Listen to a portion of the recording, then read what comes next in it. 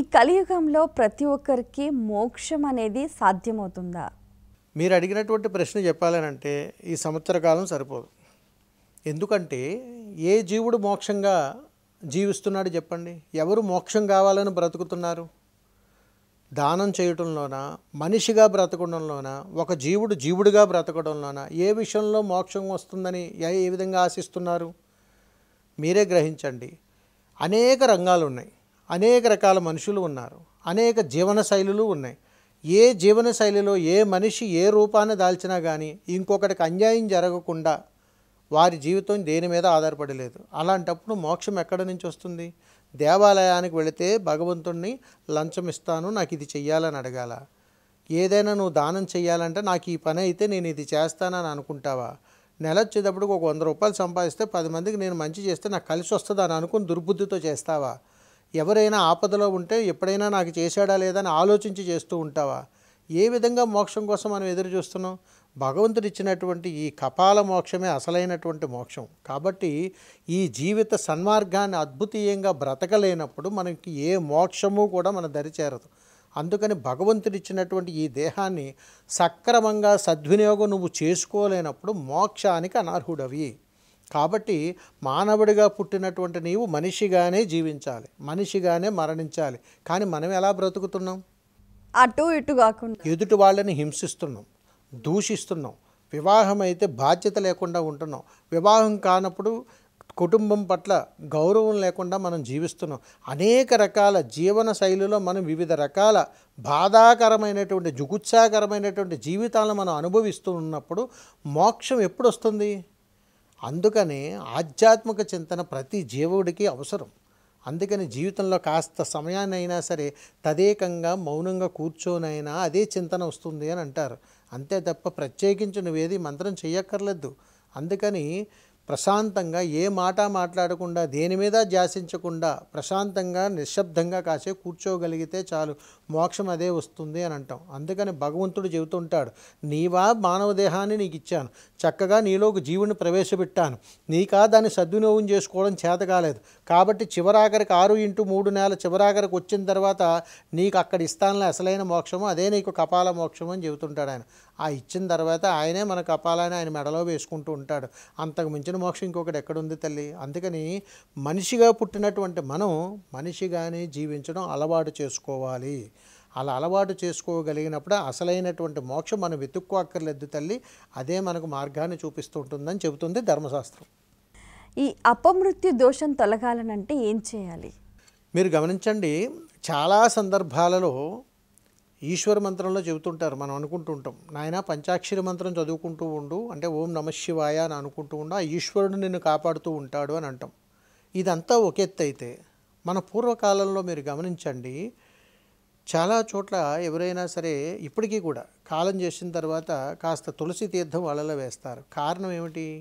పునర్జన్మ ప్రాప్తిరస్తు, మరలా అవకాశం కుదిరితే బ్రతికేటువంటి అవకాశం. ఇలా చెప్పుకుంటూ పోతే ధర్మ సందేహాలు ధర్మసూత్రాల్లో చాలా చెప్పారు మన పూర్వీకులు. వీటిల్లో అపమృత్యువు అంటే గృహములోనికి మృత్యువు రాకుండా కాపాడగలిగేటువంటి ఒక శక్తి మన గృహంలో ఉంటుంది. ఎప్పుడు కూడా చక్కటి ఆరోగ్యాన్ని ఇచ్చేటువంటి విధానాన్ని కూడా గోచరిస్తూ ఉంటుంది. ఏమై ఉంటుంది? ఏ గృహంలోనైతే తులసి మొక్క చాలా చక్కగా ఇంటి పెరట్లో ఉంటుందో అక్కడ అపమృత్యు దోషాలన్నీ తొలగిపోతాయని చెబుతుంటారు. అందుకని లక్ష్మీ కటాక్షం కంటే ముందుగా తెలుసుకోవలసినటువంటి ధర్మసూత్రం ఒకటి ఉన్నది ఇక్కడ. అందుకని సాక్షాత్తు పరమేశ్వరుని యొక్క శుభానుగ్రహముతోటి ఆ గృహములోనికి అపమృత్యువు అంటే మృత్యువు లోపలికి రాకుండా ఆ అనుగ్రహం మనం తెలుసుకోవడం కోసం అక్కడ ఉండేటువంటి అపమృత్యు మొక్కగా మనం భావిస్తూ ఉంటాం. ఇవి కొన్ని విధానాల్లో మనం తెలుసుకోవాలి తల్లి. అందుకని మృత్యువుని జయించాలి అని అంటే ఏ గృహములోనైనా సరే తులసి మొక్క ఉండి తీరాల్సిందే. అయితే ఈ తులసి మొక్క ఉండటం కర్మని నిర్మూలన చేస్తుందంటారా? కర్మని నిర్మూలన చేస్తుంది. అదేవిధంగా ఆ ఇంట ఉన్నటువంటి అష్టదారిద్ర్యాలని పాలద్రోలుతుంటుంది. అంతటి యోగకరమైనటువంటి మొక్క ఏదైనా ఉన్నదా గృహంలోనంటే అది తులసమ్మ. అందుకని తులసి మొక్కను గృహములో ఎప్పుడూ కూడా ఉత్తర దిక్కులోనే ఎక్కువగా పెడుతుంటారు. ఉత్తరం వాకిలి వైపు ఎక్కువగా పెడుతుంటారు. ఇది ఒకప్పుడు మీరు గమనించండి, ఇంటి తూర్పు వైపున పడమర వైపున ఉత్తరం వైపున ఎక్కువగా ఈ తులసమ్మలు ఎక్కువగా ఉంటారు. ఈ తులసమ్మను ఆరాధించిన చోట అనారోగ్యాలు రావని, మృత్యు త్వరగా సంభవించదని, ఏదన్నా దోషాలున్నా త్వరగా తొలగిపోతాయనేటువంటిది ప్రతీక. ఇప్పుడు ఏదైనా ప్రమాదంలో మరణించిన వారికి సద్గతి లభించాలంటే ఎలా? వారి ఆత్మ ఎలా శాంతిస్తుంది? ప్రతి ఒక్కరికి, మీరైనా నేనైనా ఎవరికైనా కానీ ప్రతి ఒక్కరికి వారి సద్గతి లభించాలి అని అంటే మనం అనుకుంటూ ఉంటాం. వారికి నచ్చినటువంటి ఆహారాన్ని, వారు ధరించినటువంటి దుస్తులను, ఇవన్నీ కూడా మనం ఎప్పుడైనా జ్ఞాపకార్థం కోసం ఇవ్వాలి, 10 మందికి ఇవ్వాలి, వారి పేరు మీద ఏదో చేయాలంటాం. ఇది చాలా పెద్ద పొరపాటు. నిజమైన సత్యం చెబుతాను, తెలుసుకోండి, మీరు గ్రహించండి, ఇది శాసనంగా మీరు భావించండి.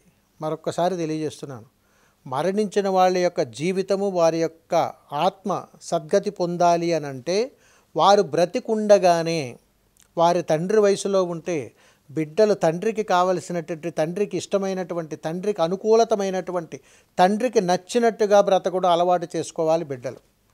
అప్పుడే వారు మరణించిన తరువాత వారి ఆత్మ సద్గతి పొందుతుంటుంది. వారు అనుకున్నట్టుగా మారేటువంటి అవకాశాలు ఉంటాయి. అంతే తప్ప మనిషి మరణించిన తర్వాత ఆత్మ క్షోభిస్తూ ఉన్నప్పుడు వారికి నచ్చినవి చేయడం కాదు.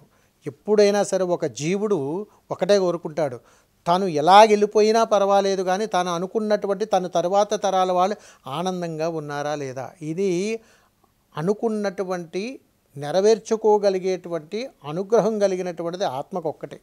అందుకని మన పూర్వీకులు ఎప్పుడైనా కాలం చేసినప్పుడు వారి బ్రతికుండగానే వారికి ఏదైనా చెయ్యండిరా అని చెబుతుంటాం. తల్లిదండ్రులు ఉండగానే వాళ్ళ రుణాన్ని తీర్చుకోవాలి. వాని రుణానుబంధాలకు మనం ఎప్పుడు కూడా పాత్రలు కాకూడదు. కాబట్టి వారికి ఏం కావాలి, వాళ్ళని ఎలా చూసుకోవాలి, అమ్మని ఎలా చూసుకోవాలి, నాన్నని ఎలా చూసుకోవాలి, మన పితృదేవతలను ఎలా చూసుకోవాలి, ప్రతిదీ తెలుసుకోవాలి. వాళ్ళు వెళ్ళిపోయిన తర్వాత వాళ్ళ జ్ఞాపకార్థం కోసం నువ్వు ఎన్ని దాన ధర్మాలు చేసినా బ్రతికుండగా నువ్వు చేయగలిగినటువంటి వాడు లేనప్పుడు నువ్వు చేయడం వల్ల ఏమైనా ఉపయోగం ఉన్నదా? మరి ఇంకా సద్గతి ఎక్కడొస్తుంది? అందుకని దేహము ప్రాణంతో ఉన్నప్పుడు మాత్రమే నువ్వు ఏదైనా చేయగలగాలి. ఆ కళ్ళల నుంచి వచ్చేటువంటి ఆనంద బిందువులలో నువ్వు చూసుకోగలిగేటువంటి పరిస్థితి నువ్వు ఏర్పాటు చేసుకోగలిగినప్పుడు మాత్రమే ఆ జీవుడు లేకపోయినా దాని సద్గతి వస్తుందని చెప్పేసి చెబుతుంది ధర్మశాస్త్రం. మానసిక